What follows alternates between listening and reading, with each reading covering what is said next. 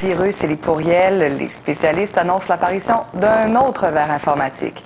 Il s'agit de Sacer, un parasite qui s'infiltre dans les ordinateurs fonctionnant avec Windows 2000, Windows XP et Serveur 2003. Mince consolation, le nouveau vers ne détruit pas les données. Il met plutôt la patience de l'utilisateur à bout en fermant et redémarrant constamment l'ordinateur. La Corée du Sud serait le pays le plus atteint, mais Sacer risque de s'étendre à l'Amérique du Nord dès demain matin, moment où les gens ouvriront leur ordinateur au travail. La Société de l'assurance automobile du Québec lancera demain sa nouvelle campagne de sensibilisation concernant l'alcool au volant. Cette année, la SAAQ veut mettre l'accent sur la responsabilité du conducteur en état d'ébriété plutôt que sur l'intervention de son entourage. La campagne se traduira aussi par une augmentation de la surveillance policière pour toute la durée du mois de mai.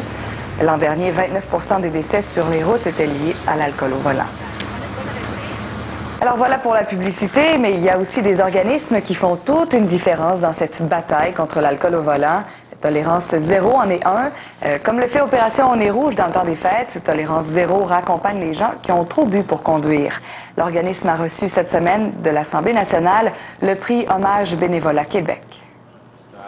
L'organisme sans but lucratif compte maintenant 27 employés à temps complet.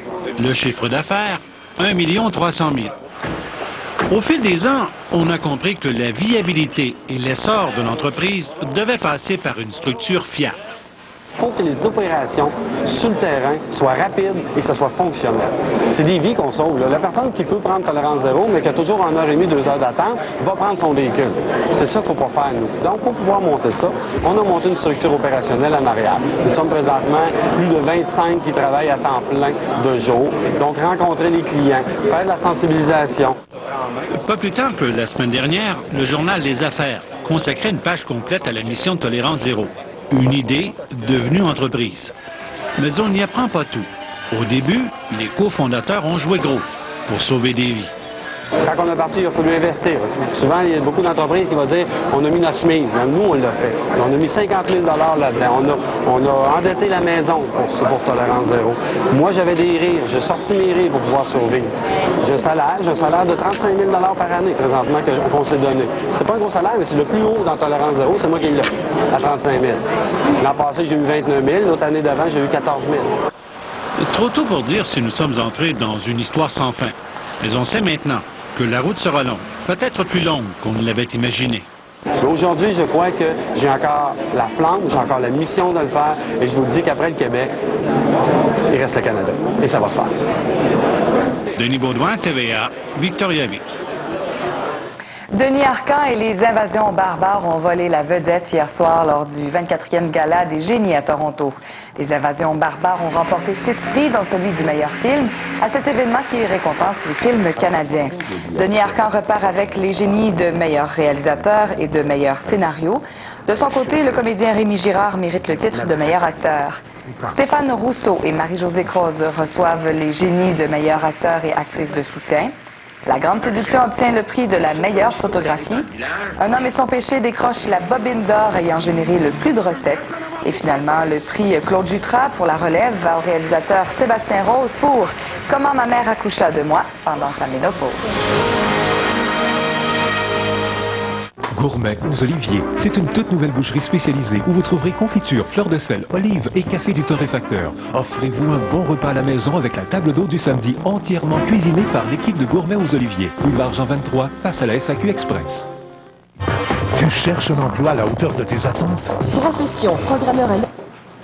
Alors Sophie, on commence la semaine sous le soleil, dans le vent. Sous le signe du parapluie, Karine, et imaginez donc qu'en ce moment, on a de la neige du côté du nord-ouest, parce que si c'est chaud de Montréal, je vous dirais, pour le sud-ouest et la région de Québec, 24 à 27 degrés, c'est beaucoup plus froid pour le nord-ouest et l'extrême sud-ouest, c'est-à-dire l'Outaouais. On regarde ça en détail. Un peu de neige, de la pluie. On y va. Alors, sur le sud-ouest de la province, le temps peut même se montrer orageux. Donc, voilà, avec formation de nappes de brouillard. Ce soir, cette nuit, la pluie nous gagne. Les températures, quand même, restent assez élevées, sauf du côté de l'Outaouais, minimum de 3 degrés. Demain, c'est un ciel couvert. On peut voir quelques éclaircies du côté de l'Outaouais, avec quelques probabilités d'averses de 30 à 60 %. Pour les régions de l'Est, maintenant, là aussi, des averses ou de la pluie, avec une bonne perturbation qui glisse. Seul endroit où c'est dégagé, c'est du côté de l'extrême est pour la péninsule gaspésienne et c'est venteux de 30 à 50 km à l'heure et les températures sont à la hausse jusqu'à 14 degrés du côté du Bas-Saint-Laurent.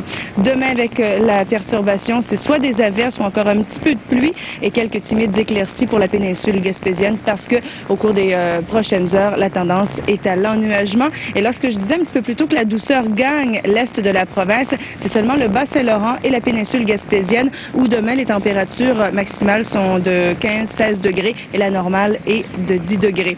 Maintenant, je vous parlais d'un petit peu de neige. Oui, possibilité d'un 10 cm pour Fermont, 2 à 5 cm pour l'Abitibi-Témiscamingue. Les averses sont liquides pour le Saguenay-le-Lac-Saint-Jean et la Côte-Nord. Et demain, généralement, les précipitations sont sous forme de pluie, sauf du côté de l'Abitibi-Témiscamingue où la neige cesse le matin. Et les averses nous gagnent aussi du côté de la côte est américaine. Voilà.